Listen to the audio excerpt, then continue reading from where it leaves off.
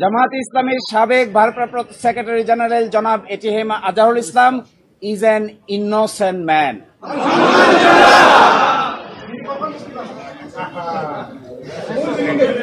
এই রায়ের মাধ্যমে আমরা মনে করি সত্য জয়ী হয়েছে, মিথ্যা পরাজিত হয়েছে।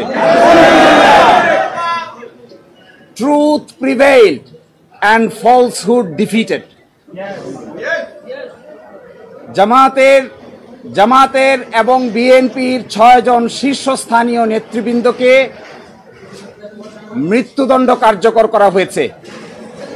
5 জন, অন্ততপক্ষে 5 জন জেলেই কারাবরণ করেছেন, জেলেই মৃত্যুবরণ করেছেন। দুনিয়ার ইতিহাসে এটা নজিরবিহীন নির্যাতনের শামিল।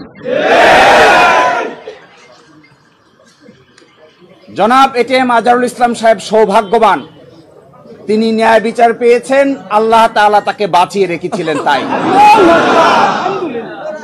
আমরা এটাও মনে করি এই রায়ের মাধ্যমে সিন্ডিকেটেড ইনজাস্টিসের অবসান হয়েছে। আমরা এটাও মনে করি এই রায় ঘোষণার মধ্য দিয়ে বাংলাদেশ মর্যাদা সমুন্নত হয়েছে।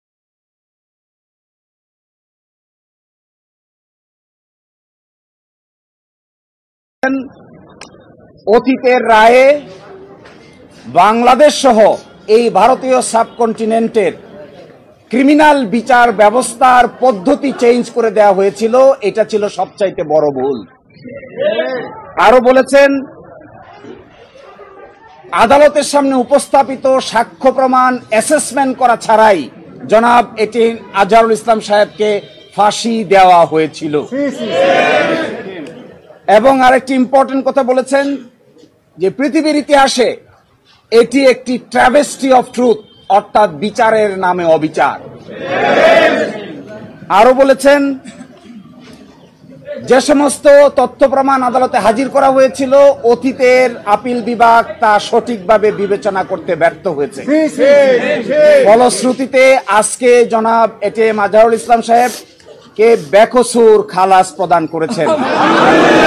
বাংলাদেশের ইতিহাসে নয়, পৃথিবীর ইতিহাসে এটি একটি নজিরবিহীন ঘটনা হয়ে থাকবে এরই মাধ্যমে আমরা মনে করি ন্যায় বিচার প্রতিষ্ঠিত হয়েছে, সত্য বিজয়ী হয়েছে, মিথ্যা পরাভূত হয়েছে।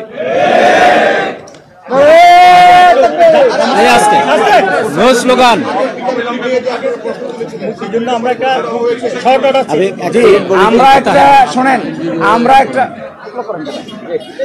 আমরা একটা শর্ট অর্ডার চেয়েছি, অ্যাডভান্স অর্ডার চেয়েছি। এই অ্যাডভান্স অর্ডারটার আদালত মঞ্জুর করেছেন। আদালত বলেছেন আমরা চেষ্টা করব আজকেই যেন এবং আজকে এবং কালকের মধ্যে যেন এই শর্ট অর্ডারটা প্রসেস হয়ে জনাব এটিএম আজহারুল ইসলাম সাহেব মুক্তি পেতে পারেন। এই জন্য সকল আইনি